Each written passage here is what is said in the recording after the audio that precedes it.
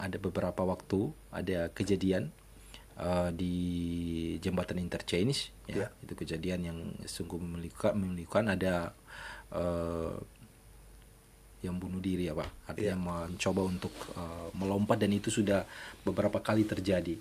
Nah, sempat kita juga ngobrol lalu dengan Pak Dewan juga sampaikan sudah berkomunikasi dengan pihak terkait dalam hal ini untuk pembuatan pagar di jembatan interchange. Ini kejadiannya di jembatan interchange.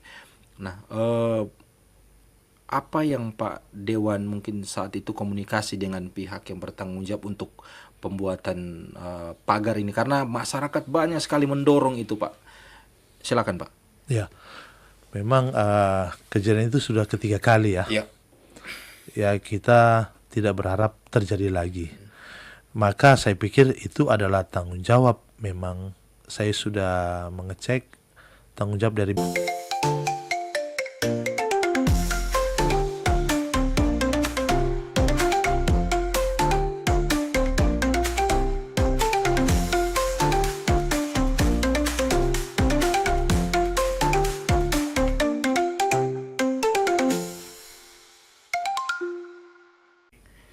Selamat pagi Tribuners, kembali dengan kami di dalam acara Tribun Podcast. Hari ini kami menghadirkan salah satu narasumber yang istimewa, salah satu wakil rakyat di Kota Manado, dan wakil rakyat ini sudah 3 kali podcast. Nah, hari ini agak berbeda, spesial karena kita akan bahas hal-hal yang baru dengan narasumber kita ini, dan saya sudah mengundang di depan saya Pak Ferdinand Dumais selaku Ketua Fraksi Partai Gerindra DPRD Kota Manado, Sulawesi Utara. Selamat pagi Pak. Selamat pagi Pak Bung Sehat, Freddy. Pak? Sehat, puji Tuhan. Puji Tuhan, Alhamdulillah. sehat. Jadi Tribuner, sebagai informasi, Pak Ferdinand Dumais ini sudah 3 kali ya Pak Ya, 3 kali. Kali ketiga nih. Kali ketiga ke podcast. Ya. Dan sekarang beliau duduk sudah sebagai anggota Dewan, Puji Tuhan. bahkan ketua fraksi Gerindra di DPRD Manado. Sebelumnya 1 dan 2 itu waktu duduk Pak Ferdinand itu masih banyak pikiran. Tetapi hari ini beliau sudah tentunya ada rencana-rencana untuk mengakomodir kepentingan rakyat, karena memang beliau sudah duduk di DPRD Kota Manado. Nah, tema kita hari ini mengawal pemerintahan Kota Manado, dan memang itu juga sudah menjadi tanggung jawab dari teman-teman Dewan, salah satunya dari fraksi Gerindra. Baik, Pak Ferdinand. Ya. Apa kabar Pak ini? Kabar luar biasa. Sehat ya? Selalu kita harus fit, apalagi di belakang kita ada begitu banyak masyarakat yang berharap. Wah. Dan sesuai saya kira dengan tema besar kita, persiaran pengharapan. Amin. Untuk tahun ini. Luar biasa sekali. Oke, Pak, hari ini kegiatannya apa ini? Sebelum kita masuk lebih jauh nih, dari rumah tadi dan hari ini mungkin ada beberapa kegiatan mungkin yang akan dilakukan. Silakan Pak. Ya, jadi tadi dari rumah saya datang ke sini khusus untuk podcast. Kemudian nih kita rencana ada BIMTEK partai di Jakarta, dan ya kita bersiap hari ini kita berangkat ke sana. Tentunya juga membawa sejuta harapan ya dari Sulut. Itu kita juga akan diskusi dengan teman-teman di partai. Oke. Nah, Pak Dumais, ini yang ketiga kali. Kita bahas dulu, mungkin banyak yang penasaran, karena memang beritanya Pak Dumais ini sebelumnya memang sempat viral karena pertama ya, lalu ya sempat, kalau Tribuners ikuti, sempat menggugat pemerintah di sini, karena Pak Dumais ini merasa dirugikan dengan kebijakan-kebijakan yang dikeluarkan pada saat itu. Karena waktu itu memang sudah menjadi hak Pak Dumais tetapi tidak dilakukan. Nah, pasca pelantikan ini Pak, nah mungkin boleh cerita, karena sekarang kan sudah duduk sebagai Dewan, mungkin boleh cerita latar belakangnya akhirnya bisa memperjuangkan hak Pak Dumais dan akhirnya bisa duduk di sini. Silakan Pak. Iya. Saya kira saya menggarisbawahi bahwa setiap kebenaran dia akan menemukan jalannya sendiri. Jadi saya kira memang ini sudah pakemnya satu kebenaran. Saya boleh berada di kantor Dewan, ya mewakili konstituen saya, mewakili dapil saya, dan juga secara umum mewakili masyarakat Manado. Nah, yang saya alami beberapa bulan ini setelah pelantikan, bahwa begitu banyak hal yang mesti kita lakukan, ya tentu bersama-sama pemerintah, karena memang kita adalah sesuai juga dengan undang-undang pemerintahan daerah, kita adalah juga bagian dari pemerintahan. Jadi kalau ada pemerintahan wali kota, wakil wali kota, ya kita juga ada di dalamnya. Ya, jadi kita bersama-sama sesuai juga dengan tema hari ini, mengawal pemerintahan Kota Manado. Oke, jadi akhirnya bisa duduk di sini ya, dengan perjuangan yang panjang, Pak. Karena kita Tribun juga cukup mengikuti perjuangannya Pak Dumais ini, dan akhirnya puji Tuhan bisa mendapatkan haknya, Pak. Setelah pelantikan atau pasca pelantikan, Pak, itu kalau tidak salah pada 21 Oktober ya, Pak. 21 Oktober, betul. Itu ya. Ada sedikit penundaan, akhirnya dilantik. SK Gubernur yang kedua ya keluar ya. Ketiga ya, waktu itu keluar, akhirnya dilantik dan akhirnya bisa duduk. Nah, Pak, sekarang setelah dilantik, Pak, atau pasca dilantik, apa Pak aktivitas sebagai anggota dewan mungkin, Pak? Silakan, Pak. Ya, tentu fungsi-fungsi utama seorang legislator kan itu monitoring, ya kita juga mengawasi jalannya pemerintahan, ya tentu menampung aspirasi masyarakat. Nah, itu salah satu tugas kita. Kedua, kita budgeting. Kemarin kita sudah bersama pemerintah Kota Manado ya menyetujui APBD 2025 di bulan November, karena memang aturannya begitu, jadwalnya juga begitu. Dan tentu kita juga ada fungsi legislasi.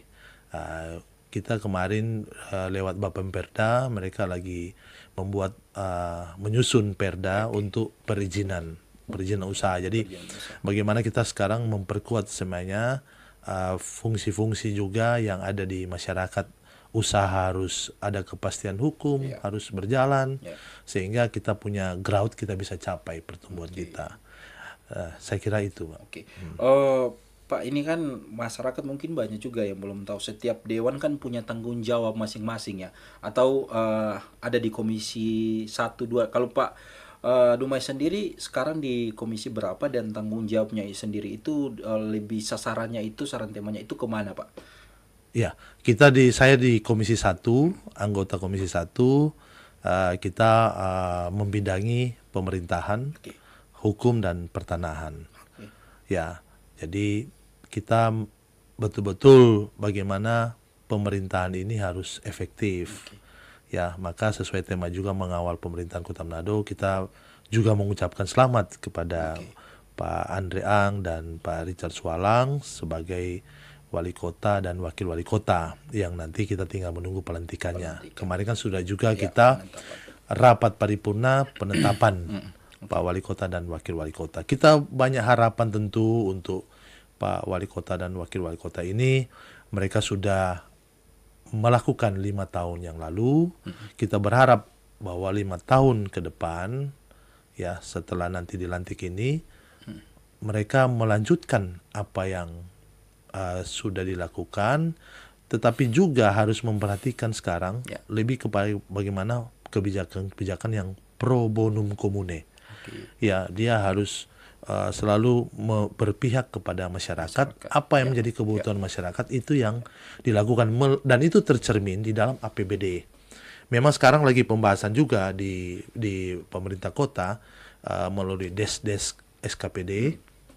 Kita berharap mereka bisa membahas itu dengan baik, tuntas, mendalam, sehingga nanti dari anggaran-anggaran yang ada di SKPD ini betul-betul mengendorse ke kepentingan masyarakat, atau dalam istilahnya betul-betul kebijakan ini memang anggaran ini tepat sasaran. Jangan sampai ya akhirnya anggaran ini tidak efektif, tidak tepat sasaran. Ini adalah uang masyarakat, bukan uang 1-2 orang, 1-2 kelompok. Ini memang uang masyarakat yang kita dapat dari sumber-sumber penerimaan negara. Ya, salah satunya pajak. Ya, masuk Bung Ferdi saya juga, kita makan, kita minum, kita belanja, semua ada pajaknya. Ada pajak, ya, betul. Nah, itu yang harus kemudian kita pertanggungjawabkan, baik secara individu juga secara kelembagaan. Jadi kita ini memegang amanat. Jadi jangan sampai ada orang yang berpikir sudah kita kelompok kita yang berkuasa apa. Nah, ini juga menjadi perhatian buat pemerintah kota bahwa pemerintah pusat memang lagi sungguh-sungguh membersihkan. Ibarat kita ini ada banyak kolesterol, maka kita mesti, apalagi kolesterol triglycerid ya, itu kan ya metafora. Kalau di anggaran ya, yang mana yang kolesterol ini harus jangan sampai terjadi apa istilahnya penyumbatan, betul. Kalau itu terjadi ya itu yang menimbulkan nanti risiko-risiko ya tindakan-tindakan tidak terpuji, korupsi. Ya, betul. Jadi korupsi ini ya pernah juga saya bahas di RRI, ini memang bukan cuma merugikan, tapi memang ini memporak-poranda peradaban manusia. Ya. Kita mengambil hak-hak masa depan dari anak cucu kita. Betul. Yang seharusnya mereka nikmati.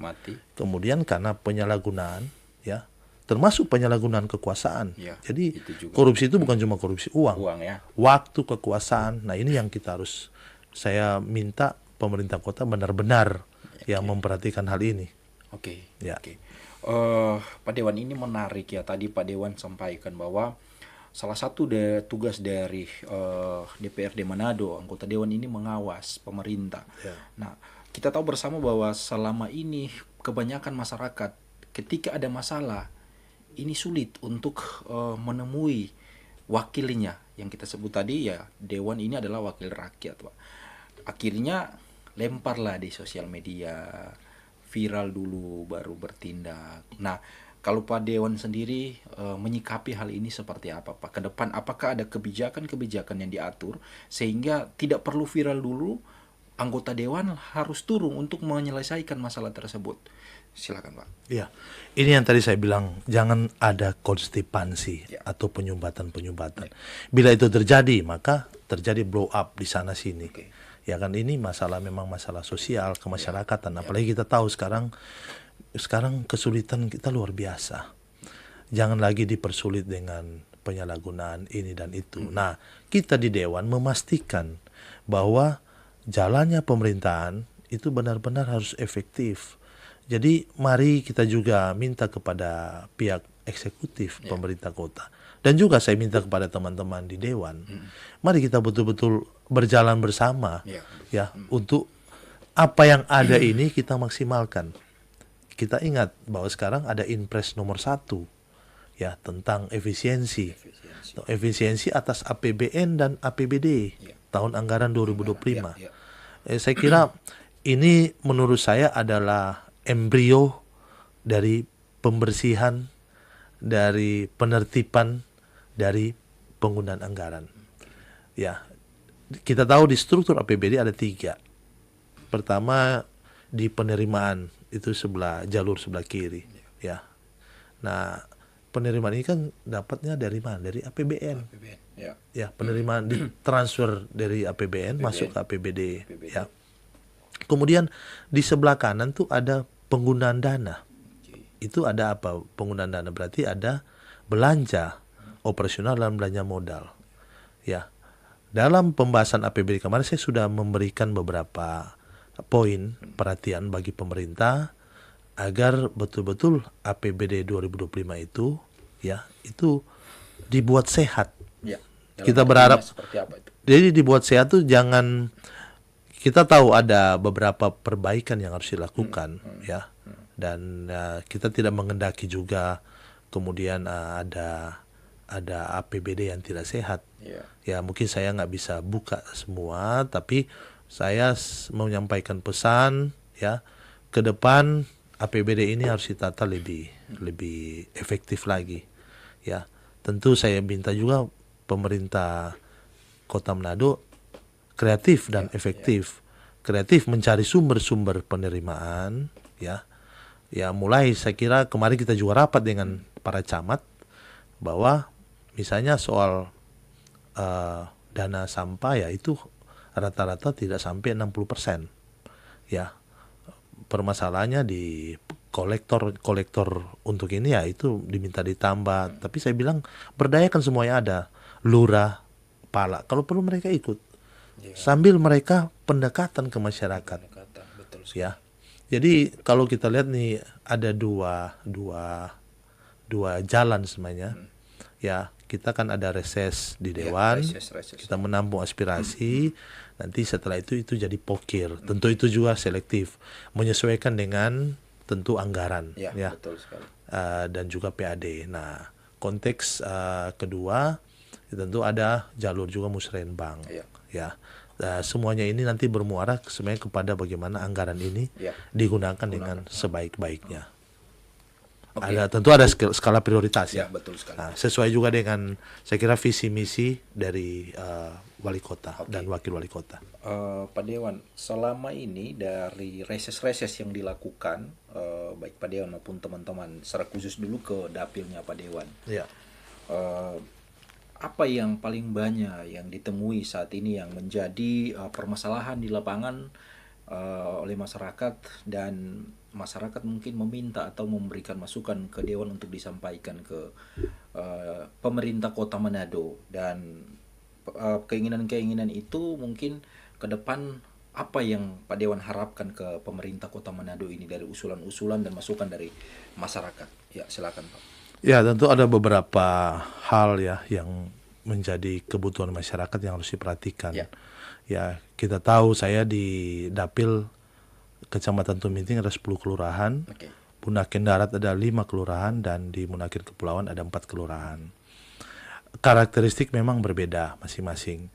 Kalau di Tuminting dia lebih ke infrastruktur, penerangan, nah itu yang mungkin baru kemudian drainase, nah itu yang harus diperhatikan. Dan kemarin sudah tergambar juga dari reses. Ya, jadi banyak aspirasi situ. Nah, kalau di Kecamatan Bunaken, khususnya Bunaken Kepulauan, nah ini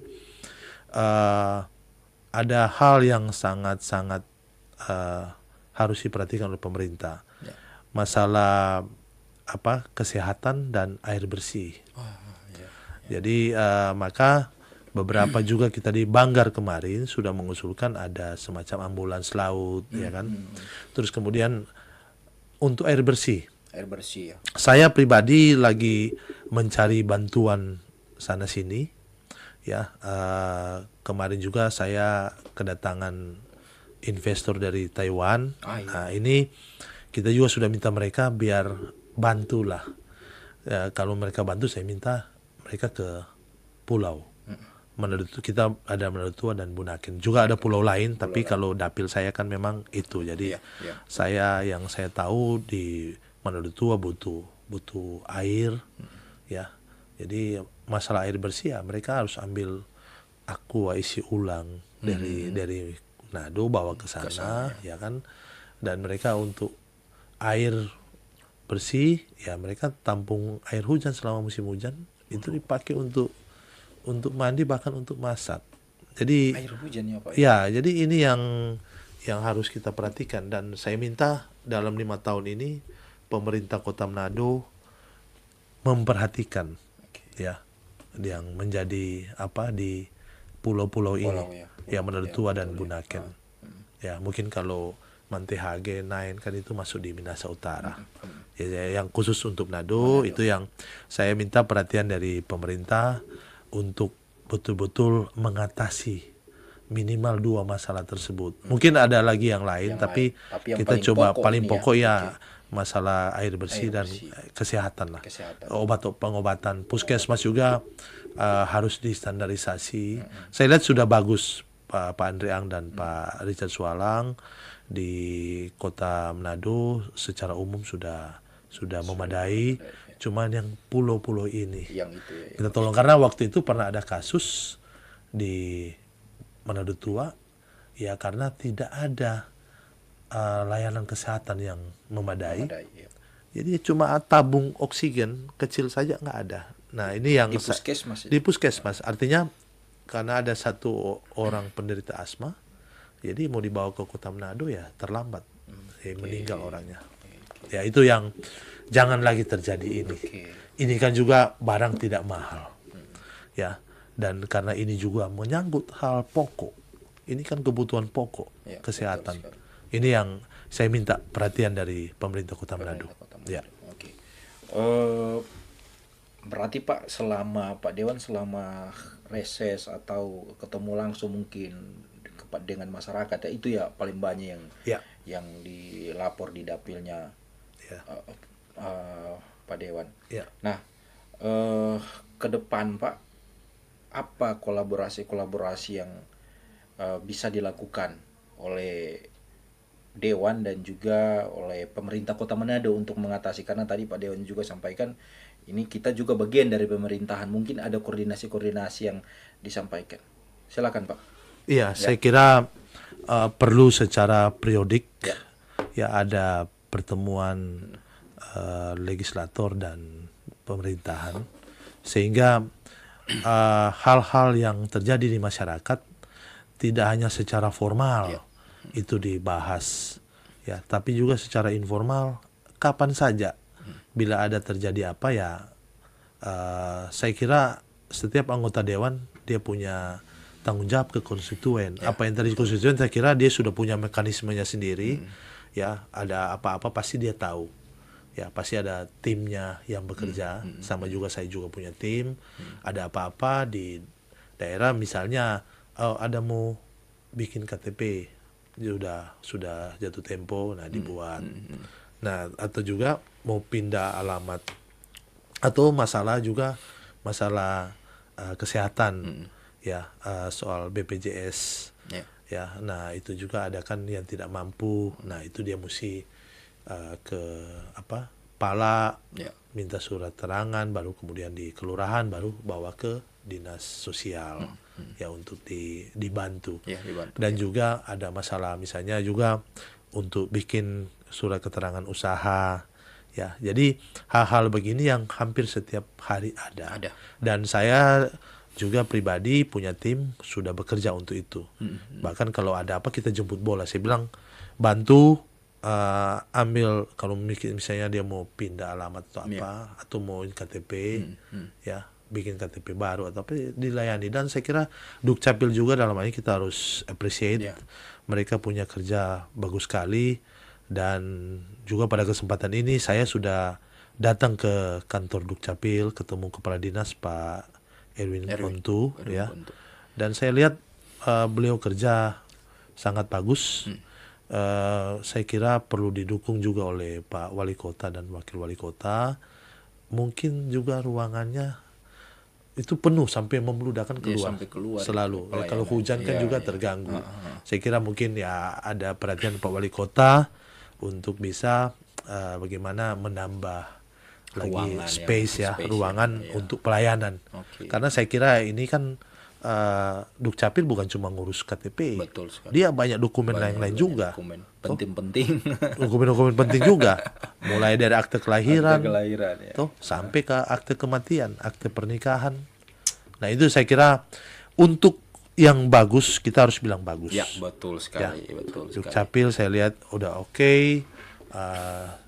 Baru kita punya mitra-mitra juga, Pak Camat-camat juga, ya, ini juga sudah secara umum oke. Bahkan kemarin kita rapat ya ada camat yang persentase targetnya melampaui 100%. Ya, ada memang yang belum. Nah, itu yang kita bilang mulailah ada satu tradisi baru, bagaimana ada manajemen reward and punishment. Ya tentu kalau bagus ya hargai. Betul sekali. Kasih dia kalau perlu apresiasi, kasih penghargaan setinggi-tingginya, insentif lah atau apa. Ya kan. Yang lain terpacu ya. Nah, masih ada beberapa isu lain tapi saya menyesuaikan saya dengan. Oke Pak. Pak Dewan, ini yang kita lihat isu ya. Kebetulan kita juga di lapangan banyak menemui masyarakat, seringkali Pak yang jadi permasalahan masyarakat ini sulit menemui wakilnya ini Pak. Nah, sekarang kan wakil rakyatnya. Sekarang sudah ada kantor baru. Nah, kalau masyarakat ini mau ketemu dengan Pak Dewan, mau menyampaikan aspirasi. Ini gimana caranya ketemu, Pak? Kalau saya pribadi dan juga fraksi Gerindra membuka pintu selebar-lebarnya. Setiap masyarakat, kelompok mana yang ingin bertemu, kita layani. Saya sudah bilang ke teman-teman fraksi ya di Gerindra, khusus Gerindra ya, dan juga staf kita di fraksi untuk menerima setiap apapun, ada surat, ada komplain, ada masyarakat. Tadi malam saya pulang sudah ada masyarakat di rumah saya. Wah, apa yang mereka sampaikan, Pak? Ya masalah ada di Pondok Keraton, ada orang-orang muda, mereka pengen bikin kegiatan, untuk ya saya pikir itu bagus, orang-orang muda yang berinisiatif, mereka berkumpul bersama bikin sesuatu yang menurut saya bagus buat generasi muda, berkumpul, mereka bikin kegiatan bersama, ya kan. Dan juga di Pondok Keraton meskipun bukan dapil saya, tapi kemarin saya juga turun, ada masalah eksekusi tanah. Iya, karena bidangnya Pak. Iya, karena bidang kita juga di pertanahan. Dan saya sudah koordinasi juga dengan teman yang di dapil tersebut, dan kebetulan beliau ada di Jakarta dan saya ada di Manado.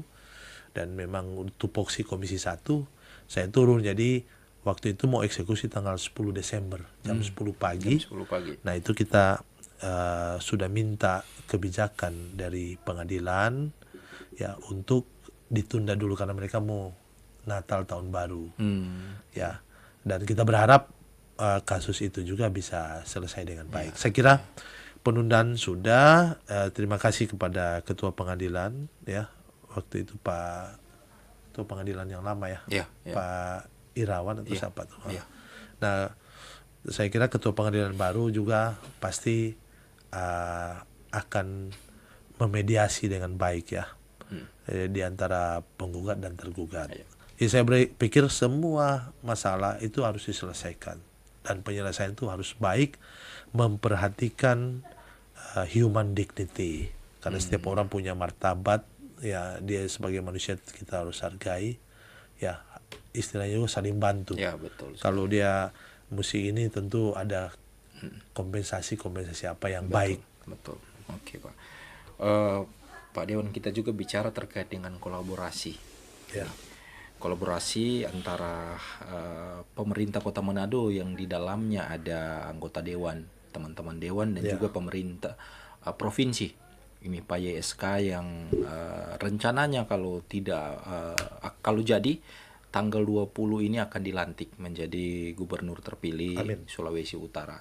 Nah, gimana posisi dari fraksi Gerindra sendiri untuk mengawal pemerintahan Pak YSK ini, Pak? Silakan, Pak. Iya, tentu ini kita masuk dalam konteks sinergitas. Ya, sinergitas. Ya, pemerintah pusat dia harus sinergi ke daerah. Artinya pemerintah daerah selalu menyesuaikan dengan kebijakan di pemerintah pusat. Tetapi juga bottom up, ada hal-hal di apa yang terjadi di daerah juga sampai ke pusat, kemudian di adjustment. Sampai kepada juga di pemerintah kota kabupaten. Kita berharap ke depan Pak Gubernur nanti yang baru yang akan dilantik, yang terhormat Pak Jenderal Purnawirawan Julius Silvanus dan Pak Victor Mailangkai, kita menaruh harapan besar ke mereka. Memang kita satu komando dengan Pak Gubernur, ya, tentunya apa juga yang menjadi kebijakan beliau, dan kita juga selalu akan memberi masukan lewat ada teman-teman kita di Dewan Provinsi, dan kita selalu inline DPP, DPD, dan DPC. Ya, bagaimana kita mengawal semua kebijakan pemerintah pusat ya yang turun ke pemerintah daerah, provinsi, dan kota, ini betul-betul terlaksana dengan baik, termasuk kebijakan untuk makan bergizi gratis. Ini yang harus kita, nih negara ke-75 atau 76 ya. Nah, ini yang kita mesti kawal, program makan bergizi gratis ini luar biasa. Ini sebenarnya perencanaan sudah lama.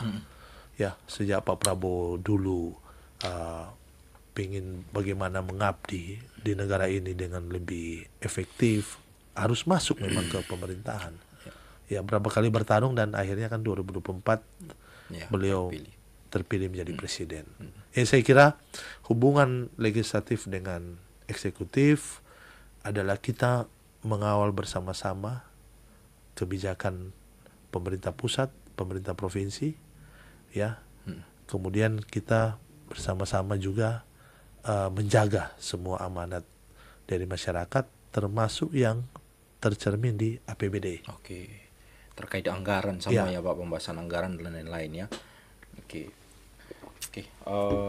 Pak Dewan, kita masuk dulu ke rencana Pak Dewan ini ke depan. Tentunya banyak masyarakat sangat berharap sekali bagaimana Pak Dewan terutama di Dapil untuk menyelesaikan masalah-masalah, yaitu lewat komunikasi, lewat bantuan dan lain sebagainya di 5 tahun ke depan selama menjadi Dewan. Apa program besar Pak Dewan sendiri di Dapil yang sementara Pak Dewan pimpin ini Pak?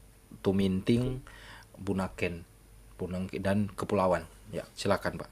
Iya, tentunya ada banyak sekali harapan masyarakat. Ya, saya juga minta ke masyarakat semua harapan ini tentu kita berusaha penuhi. Tetapi ada kalanya ada skala prioritas.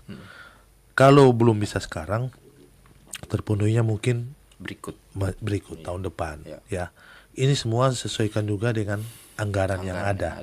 Jadi semua apapun itu mengacu kepada anggaran. Makanya kita selalu minta anggaran itu betul-betul efektif dan tepat sasaran. Saya udah minta juga ke SKPD waktu di pembahasan dengan Banggar dan TAPD bahwa kita jangan hanya mengcopy paste program-program yang lama. Betul. Terus sudah itu baru. Jadi ada, menurut saya harus ada pakemnya memang begitu, tapi cobalah kita mengakselerasi program-program dari setiap SKPD itu betul-betul sesuai kebutuhan rakyat.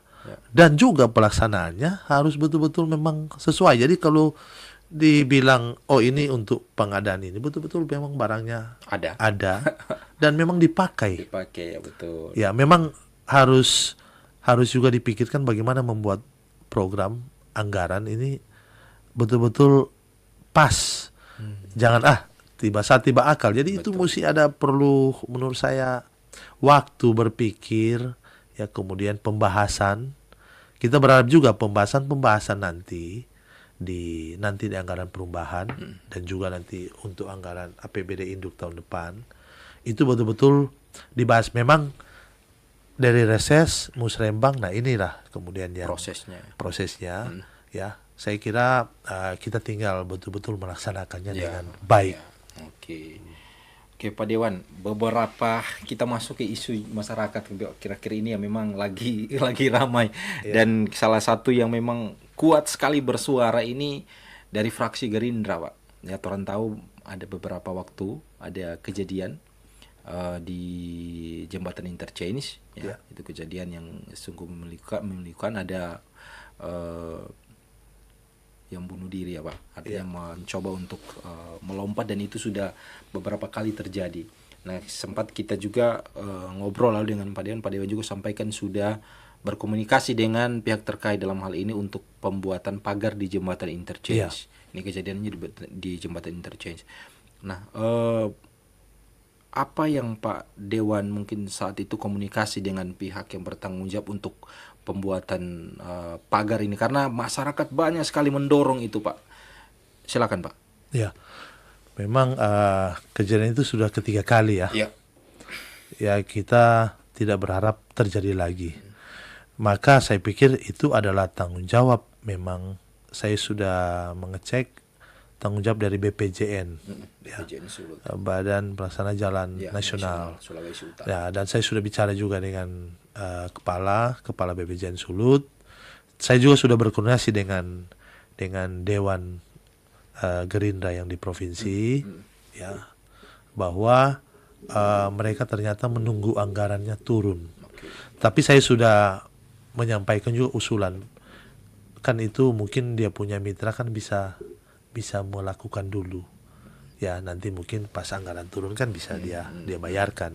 Nah itu dari sisi BPJN. Tapi kita juga harus tahu jembatan ini masih ada di Kota Manado. Ya, betul. Dan selama ada di Kota Manado, saya kira kami juga di Dewan boleh mengusulkan juga mengkritisi bahwa bagaimana kalau pemerintah kota ya lewat Satpol PP dan juga Kapolresta Manado bisa patroli dan jaga bersama di situ sampai pagar itu terbangun. Ya.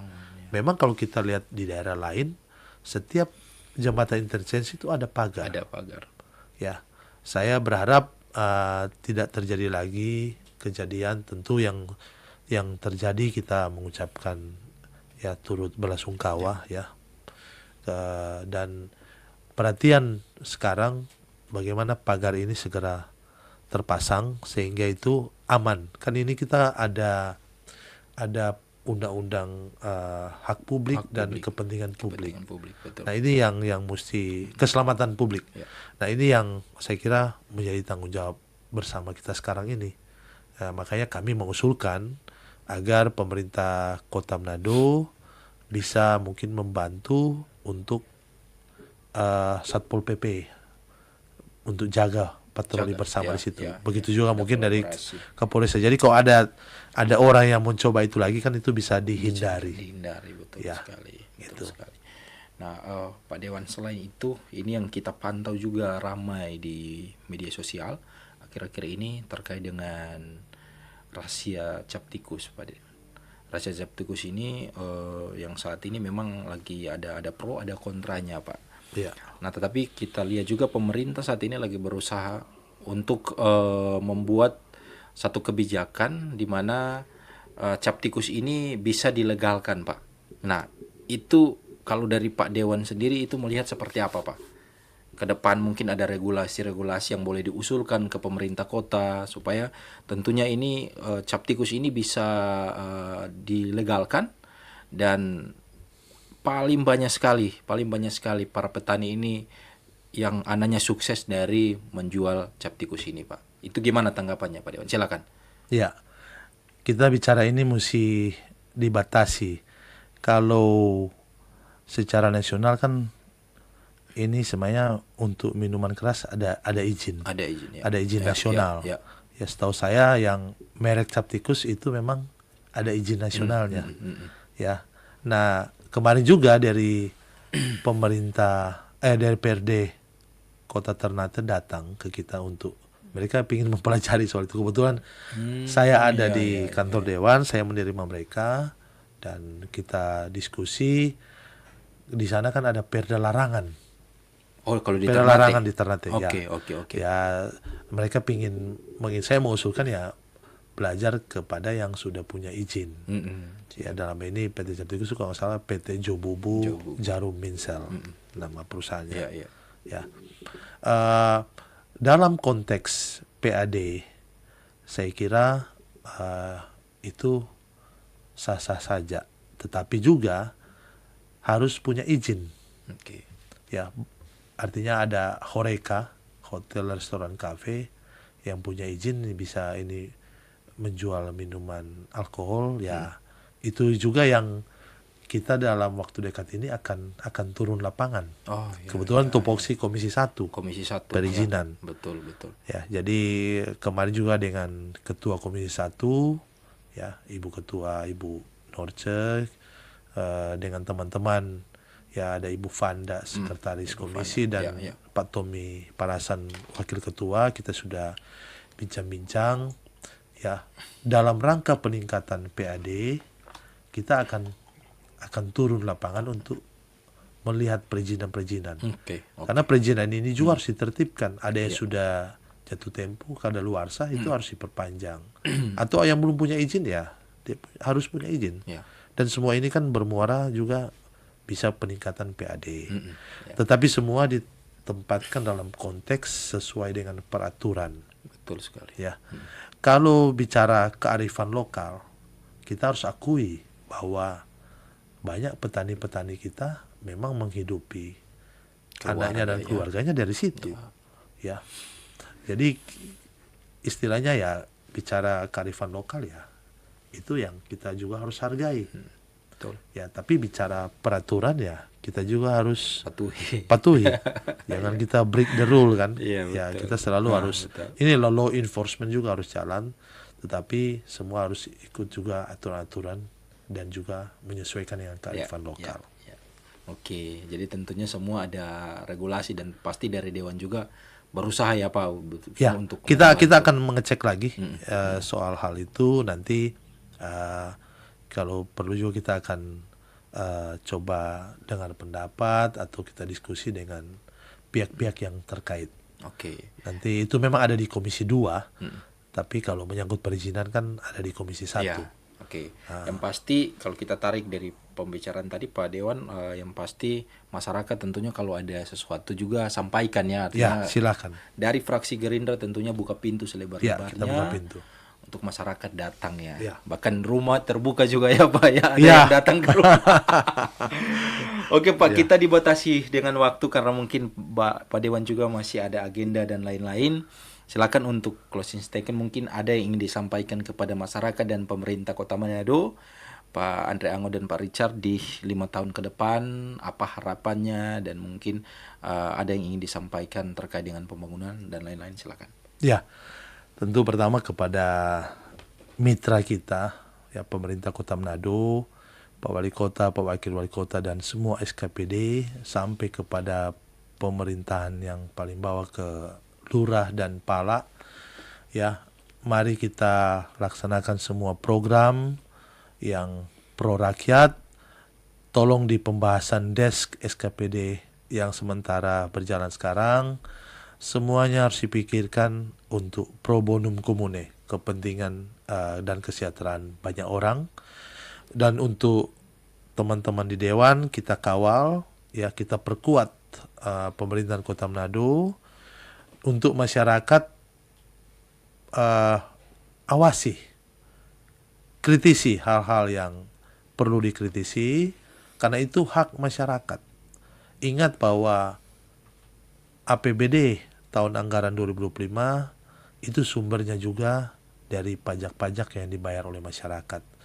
Jadi dan masyarakat juga tentu punya banyak harapan, dan tentunya kita juga harus bijaksana menyesuaikan dengan kemampuan ya anggaran pemerintah. Dan maka semua bersama-sama menjadi satu stakeholder ya kita untuk bagaimana sama-sama memajukan Kota Manado ini. Apa yang ada kita maksimalkan, dan tentu kreativitas dari masing-masing bidang ya untuk bagaimana memberikan kontribusi sebaik-baiknya. Kan kita ingat ada presiden di Amerika bilang, jangan tanya pada negara apa yang bisa negara berikan buat kamu atau buat kamu, tapi apa yang bisa kita lakukan untuk negara. Demikian. Terima kasih. Tuhan memberkati. Terima kasih Pak Dewan sudah di tengah kesibukan sudah hadir di dalam podcast. Semoga ke depan kita bisa undang lagi untuk bicara harapan dan juga tentunya apa yang sudah dilakukan oleh kepada masyarakat ke depan. Terima kasih Pak Dewan. Terima kasih. Lagi. Tuhan Yesus memberkati. Semoga kegiatan dan perjalanan hari ini ke Jakarta bisa sukses. Amin. Oke, Tribuners, terima kasih. Itulah bincang-bincang kita di pagi menjelang siang ini.